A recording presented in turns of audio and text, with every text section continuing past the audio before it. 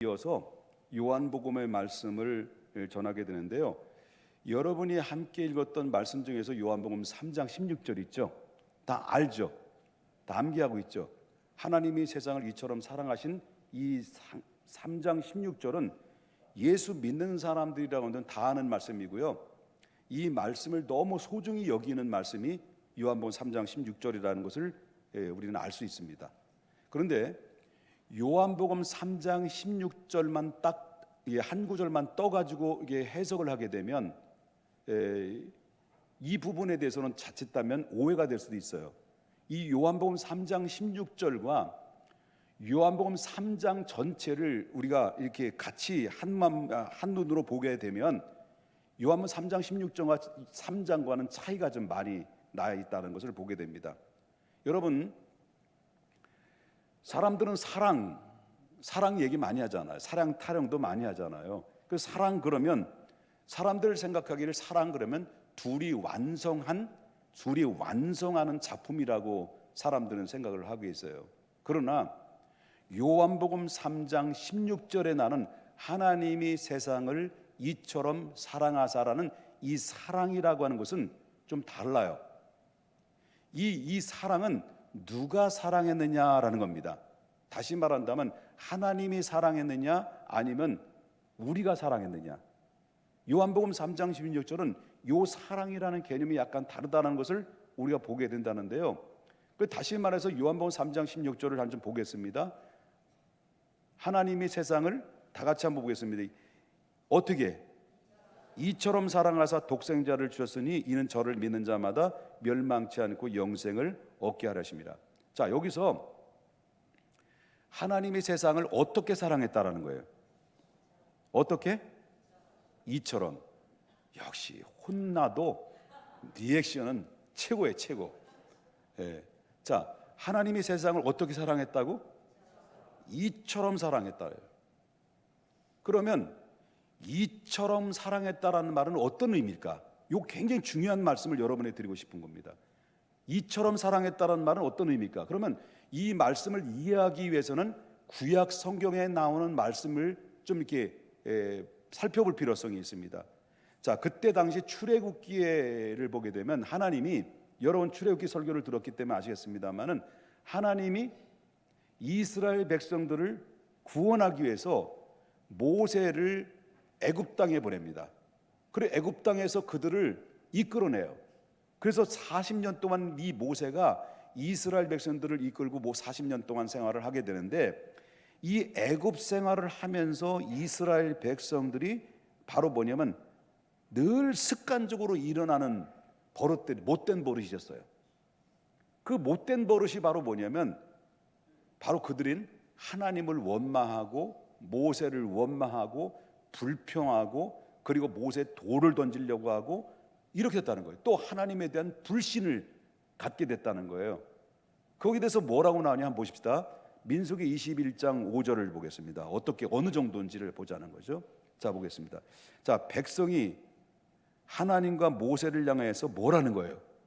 원망하되, 그들이 하는 그 원망이 뭐냐? 어찌하여 우리를 애굽에서 인도해내어 이 광야에서 죽게 하는가? 이곳에는 먹을 것도 없고 물도 없도다. 우리의 마음이 이 하찮은, 지금 먹는 게 하찮다는 거 안 하찮다는 거예요. 하찮은 음식은 나는 우리 싫어하다, 못 먹겠다 이제 더 이상.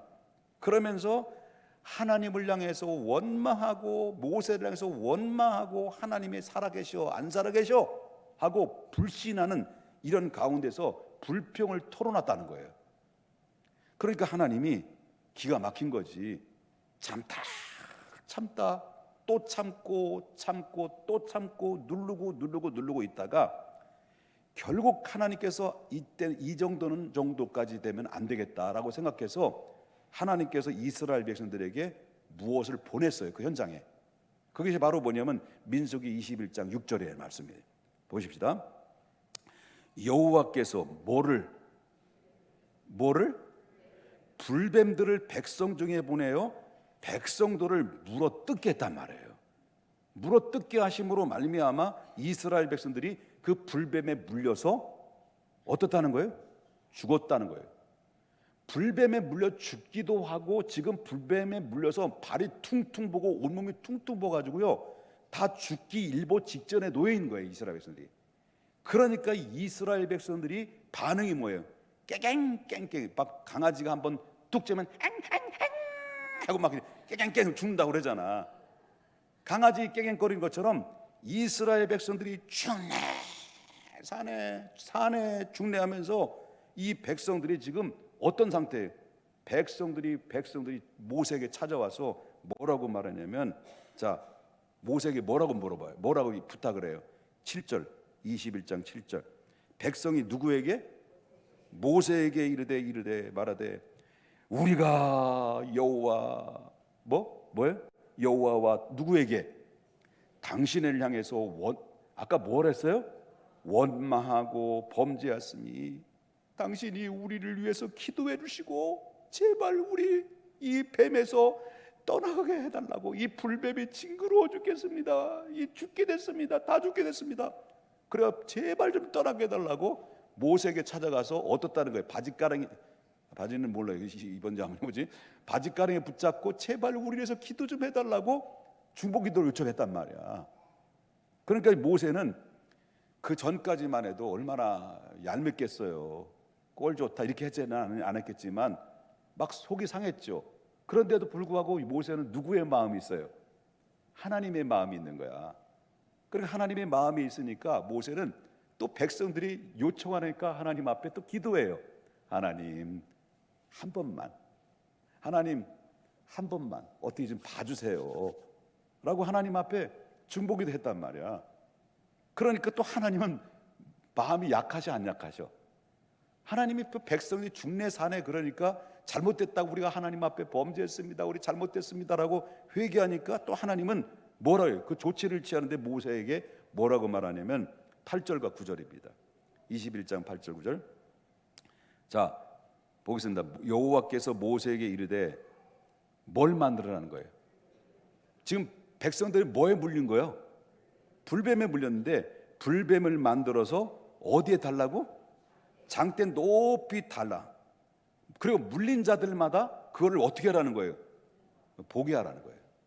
그래서 모세는 뭘 만들었어요? 놋뱀을 만들어 가지고 장대 높이 달아놨어요.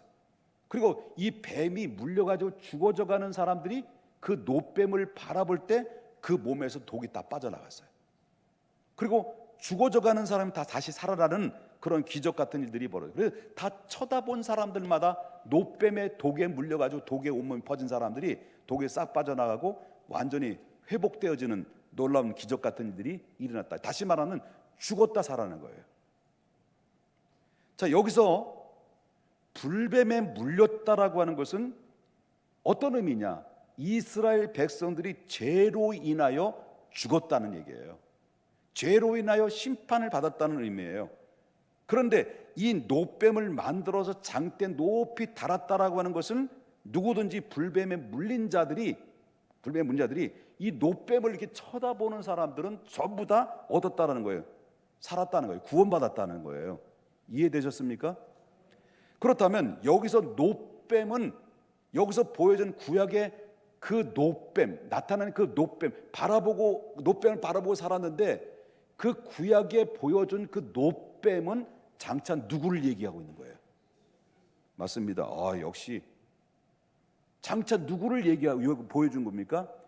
이와 같이 죄로 인하여 죽을 수밖에 없는 모든 인류를 위해서 장대 높이 달렸던 놋뱀이 보여졌을 때 누구든지 놋뱀을 믿음으로 바라보는 사람들은 이 모든 사람이 살아났던 것처럼 앞으로 훗날에 장대 높이 십자가의 골고다의 언덕에 올라가서 십자가에 못 박혀 죽으신 그 예수를 바라보고 믿는 자들은 영원한 생명을 얻는다, 그런 얘기예요. 그거를 미리 구약에서 보여주는 거라고 하는 것을 보게 된다는 거죠. 믿으시면 아멘 합시다. 이제 다시 요한복음에 들어오셔서, 그래서 예수님께서 이 요한복음의 말씀에 대해서 말씀하셨는데 예수님께서 그 구약의 놋뱀을 누구라고 말씀하셨느냐, 이걸 봅시다. 구약의 그 놋뱀 누구라고 말씀하셨냐면, 자, 요한복음 3장 14절과 15절 보겠습니다. 예수님 말씀하시는 거예요. 자, 모세가 뭐라는 거예요? 좀 전에 내가 이야기했죠? 광야에서 뱀이 든 것 같이 인자도 어떻게 된다는 거예요? 들려야 하리니. 15절 보겠습니다. 이는 그를 믿는 자마다 어떻게 해야 되는 거예요? 영생을 얻게. 자, 그때 당시에 뱀에 물려서 죽을 수밖에 없는 사람들이 노뱀을 달았을 때 그거를 바라보는 사람이, 그 죽을 수밖에 없는 사람이 다 살았던 것처럼, 이거는 인간의 육체의 생명이 사는 거예요. 그러나 그 이후에 예수님이 십자가에 높이 올라갔을 때 그 올라가신 그 예수님, 내가 모세가 뱀이 든 것처럼 내가 높이 들려야 되는데, 그런데 바로 그 누구든지 그 높이 들려있는 그 예수 그리스도를 바라보고 믿는 자들에게는 육체가 사는 게 아니야. 영생이야, 영생. 영원히 산다는 얘기를 주님이 입술을 통해서 말씀하셨다는 것을 믿으셔야 될 줄 믿는 겁니다. 하나님께서 우리를 구원하실 수만 있다고 한다면, 하나님께서 우리를 구원할 수만 있다고 한다면, 하나님이 나 같은 놈을 구원할 수만 있다고 한다면, 그 사랑하는 독생자 예수 그리스도를까지도 저주의 십자가에 달려서라도 여러분 그 대가를 치르시겠다는 거예요. 이게 하나님의 사랑이에요. 여기에 이 세상을 이처럼 사랑하셨다는 이 사랑이 이 요한복음 3장 16절에 다 포함되어 있는 거예요. 믿습니까? 요한복음 3장 16절에 다시 들어갑니다. 하나님이 세상을 어떻게 이처럼 사랑하사 누굴 주셨다는 거예요? 장대 높이 어디에 올려놨다는 거예요? 십자가에 올려놓으셨어요. 그 이유는 뭘까요? 그를 믿는 자마다 멸망하지 않고 영생을 얻게 하려 합니다. 할렐루야. 자, 여기서 이처럼이라고 이처럼 사랑했으니라는 이 말씀은 이 뭐냐면, 내가 이처럼 사랑했으니 너도 이만큼 사랑하라, 그 말일까요? 여기 뭐 전제 조건이 있을까요? 내가 너를 이렇게 독생자를 주기까지 사랑했으니 너도 이만큼 나한테 사랑해야 돼, 여기 조건이 있었습니까? 없었습니까? 조건이 없는 거예요. 만약에 여기서 하나님이 어떤 조건을 제시한다면, 이건 거래지 사랑은 아니에요. 하나님이 어떤 조건을 제시한다면 그건 사랑이 아니기 때문에, 그렇게 되면 하나님께서 우리의 행동에 따라서, 우리 어떤 행동을 하느냐에 따라서 바로 우리에게 구원을 줄 수도 있고 구원을 철회할 수도 있는 거예요. 그런데 인간들 사이도 마찬가지죠. 인간들 사이도 마찬가지로 사랑이라는 것은 서로를 사랑해야만이, 그것이 바로 뭐냐면 조건이 없어지는 거잖아요. 그런데 이 사랑의 조건이 없을 때 그 안에 사랑의 진가가 나타나는데, 내 아내가 가끔마다 제가 마음에 안 들 때가 있나 봐요. 마음에 안 들 때가 되면 꼭 옛날 그 처음 선 봤을 때 그때 얘기를 가끔마다, 이게 기분이 좀 안 좋게, 그런데 안 좋은 얘기 좀 해야 되겠어요. 내가 처음 만났을 때 내가 첫 인상이 어떻냐고 얘기하냐면요, 키도 작고 깡마르고 그리고 못생기고 날카롭게 생겼대. 우리 집사람이 안 계시네 지금, 다행히. 이제 마음 놓고 얘기할 거야. 좀 당분간 또 바깥에 있으라고 그래서. 그런데 있잖아요, 이렇게 맨 처음에 키도 작고 깡마르고 날카롭게 생기고 면도날처럼 생겨가지고, 이런 사람이 오랜 세월을 한내 또 10년, 20년, 30년 살다 보니까 어느 눈에 표준이 됐대. 키가 크면 왠지 싱거워 보이고, 키가 작으니까 좀 안정성 있게 보인다나 뭐한다나, 그리고 또 깡마른 사람은 왠지 없어 보이고, 뚱뚱하니까 좀 부유해 보인다나 뭐한다나, 눈이 큰 사람은, 미안합니다 용서해 주세요, 눈이 큰 사람은 좀 멍해 보이는데 눈이 덮일 대로 다 덮여가지고 눈은 안 보이고 눈알은 안 보이고, 강렬한 리더십이, 강렬한 카리스마가 보인다나 안 보인다나 막 그러는 것 같더라고요. 그런 얘기 했다는 게 아니고요. 그러므로 사랑이라는 것은 어떤 조건이 있을 수가 없다, 그런 얘기인데 질문을 드리겠습니다. 자, 그러면 하나님이 사랑이라는 얘기를 하는데 하나님이 여러분들을 향한 사랑하는 사랑이 끝났을까요? 안 끝났을까요?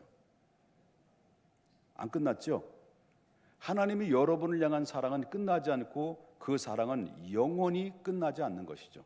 계속해서 지금도 여러분들을 영원히 사랑하고 영원히 여러분들을 품고 나가는 겁니다. 근데 질문 하나 더 드리겠습니다. 그런데 하나님께서 우리를 향한 구원에 대한 사랑은 끝났을까요? 안 끝났을까요? 묘한 감정이 들죠? 이거 얘기해야 되나 말아야 되나? 자, 하나님의 사랑은 끝났어요? 안 끝났어요? 안 끝났어요. 영원한 거예요. 근데 하나님이 우리를 향한 구원의 사랑은 끝났을까? 안 끝났을까? 끝났어요. 끝난 거, 이미 2000년 전에 끝난 거예요. 로마서 5장 8절 보겠습니다. 아직 우리가 죄인 되었을 때 그리스도께서 우리를 위해 죽으심으로 하나님이 우리에 대한 자기의 사랑을 어떻게 했다는 거예요? 확증했다. 확증할 것이 아니라 이미 확증했다, 하셨다. 그런데도 우리는 뭡니까? 우리는 자꾸 어떤 생각합니까? 내가 좀 부족함이 많으니까 그 사랑에 대해서 내가 자꾸 내 행위로 바로 보태려고 그래요. 보태가지고 그걸 완성시키려고 하는 것이 우리의 보편적인 사람들의 생각의 모습을 지닐 수가 있다는 것입니다. 우리는 분명히 알아야 됩니다. 분명히 알아야 될 것은 하나님이 우리가 하나님께로부터 받은 구원은 우리의 행위를 보태서 완성된 것이 아니라는 거예요. 이걸 분명히 알아야 된다는 거예요. 그래서 에베소서 2장 8절부터 9절에 뭐라고 합니까? 너희가 뭐라고 그래요? 그 은혜로 인하여 믿음으로 말미암아 구원을 받았느니. 아까도 늘 얘기했지만 여러분, 은혜가 먼저예요? 믿음이 먼저예요? 자, 다시 보겠습니다. 너희가 그 은혜로 인하여 믿음으로 말미암아 구원을 받았나니 이건 너희에게서 난 것이 아니요. 뭐라는 거예요? 하나님의 선물이야. 하나님 절대적인 주권이야. 아멘 해야 돼, 이거는요. 절대적인 주권이야. 또 넘어서 이 구절 보겠습니다. 너희 행위에서 난 것이 아니니 누구든지 이건 자랑할 것이 되느냐 못 되느냐, 누구든지 자랑하지 못한단 말이에요. 그래서 하나님이 구원으로 완성해 놓은 것이 우리가 조금 부족하니까, 우리가 또 하나님이 완성한 것은 부족해 보이니까 내가 노력해가지고 열심히 살아서 거기에 2% 부족하니까 내가 채워서 그거를 하나님 완성한 것을 내가 보태가지고 무슨 동업자예요? 그게 아니라는 거예요. 좀 믿어줘요. 제발 믿어주란 말이에요. 제발. 그러므로 우리의 구원은 내 행위를 보태서 결정되는 것이 아니라 하나님의 전적인 주권인데 왜 전적인 주권을 자꾸 건드냐는 거예요. 내가 내가 사랑해서 구원하고 내가 너를 지명하여 불러니 너는 내 것인데 왜 내가 자꾸 그렇게, 너는 왜 마음에 안 들어? 너 예배 안 나오고 마음에 안 들어? 그렇다는 거예요. 그러므로 우리의 구원은 내가 하는 거 아니에요. 하나님의 주권이에요. 그럼 우리는 왜 예배드리고 왜 그 은혜된 삶을 살아가는 이유가 뭘까? 구원받았기 때문에 그렇게 살아가는 거예요. 여러분, 그러므로 요한복음 3장 16절 다시 보겠습니다. 하나님이 세상을 이처럼 사랑하사 독생자를 주셨으니 주실 것입니까? 주셨습니까? 이미 주셨어. 믿으라고. 이미 주셨단 말이에요. 왜 주셨을까? 이미 왜 주셨을까? 그 이유는 뭘까? 그를 믿는 자마다 뭐 하려고? 그래요. 멸망치 않고 뭐 주시려고요? 영생을 주시려고. 할렐루야. 그러니까 이것은 하나님의 구원을 위한 사랑의 완성과 그 다음에 우리의 믿음 플러스 믿음, 그 다음에 니꼬로 영생이에요. 니꼬로는 일본 말이네. 하나님의 사랑 플러스 믿음 니꼬로 뭐라고? 영생. 이 요한복음 3장 16절의 말씀이에요. 지금 졸고 있는 분들 손 들어보세요. 굉장히 중요한 말씀이에요. 우리 한 가지 더 알아야 될 것은 바로 뭐냐면 요한복음 3장 16절에 나오는 말씀은 사랑, 믿음, 영생이야. 노뱀. 죽을 수밖에 없어. 죽었던 사람이야. 바라봤어. 살았어. 이 사람 육체가 살은 거예요.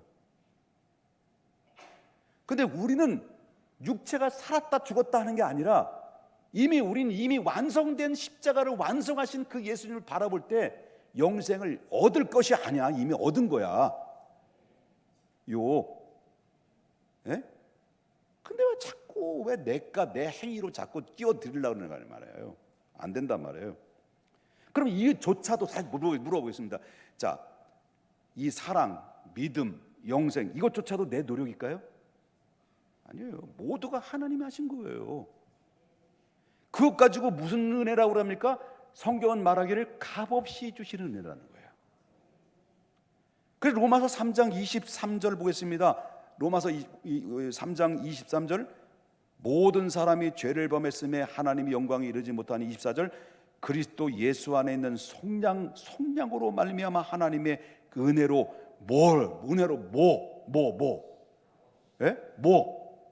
값없이 의롭다 하심을 입은 자마다 했다는 거예요.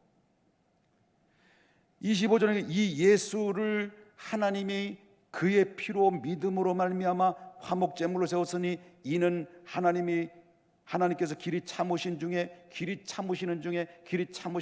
전에 지은 죄를 관계하심으로 자기의 의로우심을 나타내려 하심이라. 그 다음에 중요한 말씀이 나오죠. 27절에 나오는 말씀이에요. 그런즉 그때가 제가 설명드렸잖아요. 자랑할 때가 있어요? 없죠. 아무것도 없죠. 있을 수 없느니라. 자랑할 때 있을 수 없느니라. 무슨 법으로냐? 행위로냐? 행위. No, 아니다요. 뭘로? 믿음으로. 믿음도 내 힘으로 믿어지나요? 믿어질 수 있도록 은혜를 베풀을 때 믿어지는 거예요. 믿음도 선물이에요. 여러분, 그래서 우리를 이처럼 사랑하셨다는 이 말씀은 어느 정도 사랑했느냐라는 것을 보게 되면 어느 정도냐? 로마서 8장 32절 자기 아들을 어떻게 했까지 아끼지 아니하시고 우리 모든 사람을 위해서 내주신 이가 어찌 그의 아들을 함께 아들과 함께 우리 모든 것을 우리에게 주시지 않겠느냐. 그의 아들을 우리의 죄값을 내어 주실지언정, 즉 예수 그리스도를 저주할지언정 결코 우리를 저주하지 않겠다는 거예요. 그래서 예수님께서 독생자를 내어 주실지언정 우리를 죽음을 대서 내어주지 않겠다는데 감히 누가 우리를 대적하겠냐는 거예요. 예수님도 바로 예수님 이 땅에 오셔서 왜 오셔야 될지, 왜 십자가에 올라가실지 아셨기 때문에 예수님께서 스스로 십자가에 올라가셔서 하나님의 저주를, 인간이 받을 저주를 대신 받으시면서 예수님 마지막 외쳤던 말씀이 무엇입니까? 엘리 엘리 엘리 라마 사막다니, 하나님 어찌하여 나를 버리십니까? 예수님을 버리서 나를 이렇게 버려서라도 저들을 이처럼 사랑한 것입니까? 라는 이 질문 앞에 내가 그 일에 완성을 하게 하셔서 감사의 고백이에요. 이렇게 해서 우리가 나 같은 놈이 뭔데? 예수 그리스도를 독생자 하나밖에 없는 품속에 있는 그 예수님을 십자가에 올려놓고 내가 받아야 될 저주를 대신 받아주시는 이유가 뭔데 이해할 수 있습니까? 이해 못하는 거야. 이해할 수 없는 겁니다. 그러나 고백할 수 있는 것 한 가지밖에 없습니다. 나 같은 놈이 뭔데? 그저 할 말이 있다면 죄송합니다. 그리고 감사합니다. 저는 이 은혜를 알았기에 나는 이 은혜에 보답하는 게 무엇일까를 생각해 보았습니다. 나는 이 은혜를 깨달았습니다. 나 같은 놈이 뭔데, 그것도 성부, 성자, 삼자, 성령의 삼위일체 하나님이 나를 붙들어 주시고 나를 하나님의 자녀로 삼아주셔서 당신의 백성으로 삼아주는지 이 은혜를 깨달으니까 내가 무엇을 어떻게 주님의 나라를 위해서, 주님을 위해서 내가 무엇을 드려야 합니까? 할 때 그래서 내가 깨달은 게 바로 뭐냐면 내가 목사가 되겠다는 거예요. 26살 때 그 은혜를 깨닫고 내가 목사가 되는 결정한 것이 그것입니다. 이 말씀을 깨달은 겁니다. 여러분, 독생자를 주실지언정 저주의 자리에 올려놓을지언정 나를 포기하지 않겠다는 이 하나님의 사랑이 여러분들에게 입혔는데 감히 누가 우리를 대적할 수 있고 누가 우리를 향한 하나님의 구원의 은혜를 누가 파기시키고 누가 건들 수 있겠냐는 거예요. 건들 수 없다. 아멘입니까? 모두가 하나님이 주신 선물이야. 흔들리지 말아야 돼요. 구원 문제만큼은 내 소관이 아니야. 내가 이랬다 저랬다 해서 하나님이 그걸 뒤흔드는 게 아니란 말이에요. 하나님이 하신 결정은 하나님이 끝내는 거예요. 내가 하는 게 아니라. 그래서 여러분, 로마서 아까 말씀드렸던 것처럼 이 아끼지 아니하신 그 하나님이 나를 아끼지 않고 끝까지 붙으신 하나님 앞에 감사드릴 수밖에 없죠. 예수 그리스도를 버릴지언정 우리를 버리지 않겠다라는 것이 얼마나 기가 막힌 하나님의 사랑이냐는 거예요. 예수님은 당분간 예수님을 버렸었습니다. 하나님이 당분간 예수님은 길을 막으셨습니다. 하나님이 모든 산천초목도 다 울었습니다. 예수님이 십자가에 못 박혔는데 3시간 동안 어둠이 깃들었습니다. 지진이 일어났습니다. 묘지가 다 일어나서 죽었던 자들이 살아났습니다. 이런 모든 사건들이 이 말씀으로 말미암아 그 순간적으로 하나님께로부터 버림받았지만 예수님은 장사된 3일 만에 다시 부활하셔서 하나님 올라가시고 그 대신 우리를 구원의 은총의 자리를 베푸셨던 하나님의 사랑, 이게 바로 예수 그리스도를 버릴지언정 우리를 버리지 않겠다는 하나님의 기막힌 이처럼 사랑이라는 본질적인 내용이 그 안에 들어있다라고 하는 것입니다. 로마서 8장 35절 보겠습니다. 그러니 우리 기억해야 됩니다. 바울은 말합니다. 누가 우리를 그리스도의 사랑에서 끊으리요? 환난이나 곤고나 박해나 기근이나 적신이나 위험이나 칼이랴? 38절에 내가 확신하노니 사망이나 생명이나 천사들이나 권세자들이나 현재일이나 장래일이나 능력이나 39절에 높음이나 깊음이나 다른 어떤 피조물이라도 우리를 우리 주 예수 그리스도 안에 있는 하나님의 사랑에서 어떻게 했다는 거예요? 끊을 수 없는지라. 여러분들이 그 사랑을 받은 사람들이에요. 여러분들이 그 사랑을 받은 사람들이라고. 그런데 우리가 하나님 앞에 어떻게 예배를 안 드릴 수 있어요? 이 은혜를 알면 우리가 하나님 앞에 어떻게 헌신하지 않을 수 있어요? 이 은혜를 알면 어떻게 하나님 내주신 사명을 그냥 바로 폐기 처분하듯이 내팽개칠 수 있냐는 거예요. 이 은혜를 알면 그렇게 사는 게 아니지. 그렇게 사는 게 아닙니다. 그렇기 때문에 이 사랑은 끊을 수가 없는 겁니다. 누가 우리 그리스도 예수가 있는 사랑을 하나님의 사랑에서 끊을 수가 있느냐? 끊을 수 없단 말이에요. 나 같은 놈이 뭔데 이렇게 살아가시는지. 응? 이 사랑은 제시된 사랑이나 시장 바닥에 놀려 펼쳐놓는 바로 전시 상품의 사랑이 아니야. 이 사랑은 집념의 사랑이고요. 이 사랑은 이루기까지 쉬지 않고 의지의 사랑이고요.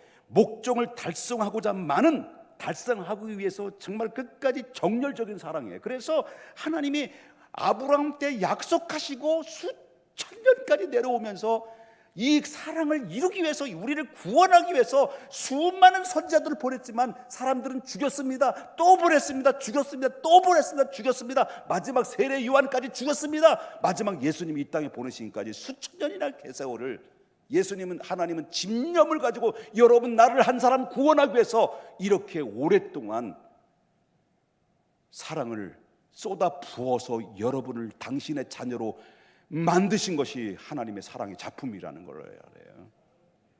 믿으십니까, 여러분요? 그 목적을 달성하자는 열정적인 사랑, 나는 이 사실에 대해서 저와 여러분에게 거듭 강조하고 싶은 것이 바로 뭐냐면, 이 하나님의 사랑에 대해서 내가 좀 보답할 것이 있다라고 생각하지 말자는 거죠. 우리가 믿어 주었기 때문에 우리를 자신을 내세우지 마라. 우리의 믿음이 있으면 얼마나 믿음이 있고 우리 하나님 앞에 행하는 얼마나 행하냐는 거죠. 은혜 아닙니다. 이 모든 것들은 여러분, 은혜 아니면 불가능한 거예요. 그래서 나온 찬양이 뭐예요? 모든 것이 은혜. 좀 높게 했습니다. 모든 것이 은혜,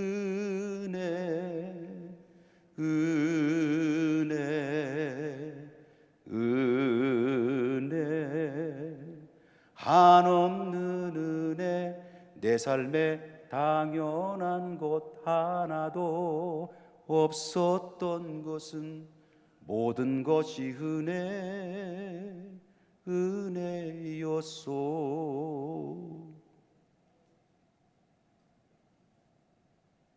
아멘입니까? 이 복음에 대해서 확신이 없으면요, 흔들리면 우리가 늘 자기 생활에, 자기 자세에 따라서 확신하는 날도 있고 불안한 날도 있고, 어떤 날은 구원받은 날이 있고 어떤 데 지옥에 떨어진 날도 있어. 이 복음에 확신이 없으면. 그러므로 우리가 받은 구원은 그분으로부터 시작해서 그분으로부터 완성된 것이다라는 것을 기억해야 하는데, 여기서 끼어들 생각하지 마라. 하나님이 하신 것이다. 왜 그렇게 하셨냐고 묻는다고 한다면 딱 하나님이 한마디 하실 것 같아요. 내가 사랑하기 때문에. 그렇게 설명할 수밖에 없어요. 그래서 우리를 왜 믿음조차도 우리가 하나님이 우리를 선택하고 부르지 않으면 불가능한 건데, 그래서 여러분 이사야 43장 1절에 뭐라고 말합니까? 야곱아, 너를 창조하신 여호와가 지금 말씀하시느니라. 이스라엘아, 너를 지으신 이가 말씀하시느니라. 사랑하는 평택중앙교회 성도들아, 너는 두려워하지 마라. 내가 너를 구속하였고 내가 너를 지명하였노니 너는 내 것이니라. 아멘 좀 하시오. 하나님이 이처럼 우리를 사랑하기 때문에 하나님의 손에서 벗어날 수 없다는 것, 하나님의 사랑이 우리를 대적할, 하나님의 사랑이 있기 때문에 바로 우리는 바릅니까? 우리는 어떻게 살아야 됩니까? 하나님의 자녀답게 살아야 되는 거예요. 구원받았기 때문에 예배하는 것이고, 구원받은 자로서의 삶에 마땅히 삶의 행위가 우리 삶에 있어야 되는데, 남은 일생 동안 우리 해야 될 일이 바로 뭐냐면, 나 같은 놈이 뭔데 성부, 성자, 성령의 하나님이 나를 아시고 정하시고 부르시고 의롭게 하셔서 나를 하나님 영화롭게 하셔서 내가 지금 이 자리에 앉아서 믿음으로 주님을 바라보고 믿음으로 예배하고 믿음으로 찬양하고 믿음으로 하나님 나라의 소망을 갖게 하신 것은 하나님의 은혜 아니면 안 되는데, 이 믿음을 갖고 있다고 한다면, 이 믿음의 이 하나님의 사랑을 여러분 느끼고 있다고 한다면 우리 이렇게 신앙생활해서는 안 되는 거죠. 하나님 앞에 예배를 목숨처럼 지켜야 되고요, 이 은혜에 보답하는 행위가 이제부터 내주신 사명, 내게 받은 달란트를, 십자가를 지고 주님의 길을 따라가는 것이, 이것이 바로 제자의 길이고, 제자들은 처음에는 몰랐어요. 이 사실을, 제자들은 이 사실을 깨닫지 못했어요. 그리고 이 사실을 깨닫고 난 다음에 12명의 제자들은 한결같이 예수님의 복음을 전하기 위해서 목숨을 걸고 복음을 전하다가 제자들은 다수의 사람들이 순교를 당하고 베드로는 예수님을 3번이나 부인하고 3번씩이나 저주했던 사람이 이 은혜의 말씀을 깨닫고 난 이후에 복음을 전하다가 체포돼서 십자가에 못 박혀 죽었을 때 죽기 직전에 그들에게 말하기를, 예수님이 십자가에 못 박혀 죽은 내가 감히 예수님의 제자가 어떻게 똑바로 예수님과 함께 십자가에 못 박겠느냐, 나를 차라리 거꾸로 매달아 십자가에 죽여라 해서 베드로는 마지막 최후까지 복음을 외치다가 십자가에 거꾸로 매달아 순교를 당했던, 이것이 바로 뭐냐면 하나님의 은혜를 안 자들만이 할 수 있는 믿음의 행위다라고 하는 것입니다. 사랑하는 여러분, 우리 모두 은혜를 안 자들이 내주신 사명이 부담스럽고 힘들다고, 그리고 또한 버겁다고, 내려놓겠다라고 그렇게 입으로 함부로 얘기할 수 있겠냐는 거예요. 내가 주님 사명 앞에 이 은혜를 받은 사람들이 내가 갖고 있는 너 달란트를 너 숨기지 말고 땅에 묻지 말고 아낌없이 쏟아서 하나님 나라를 세우고 교회를 세우고 헌신하고 봉사하라, 이 땅에 기업을 쌓아라, 그리고 하나님 나라에 갈 때까지 황금 면류관 받을 때까지 내 생명 다할 때까지 주신 사명 십자가 지고 네 사명 감당하라는 이 특권과 주신 것이 아니라, 특권만 주신 것이 아니라 특권과 함께 의무도 주셨다는 걸 알아야 됩니다. 그 의무는 사명입니다.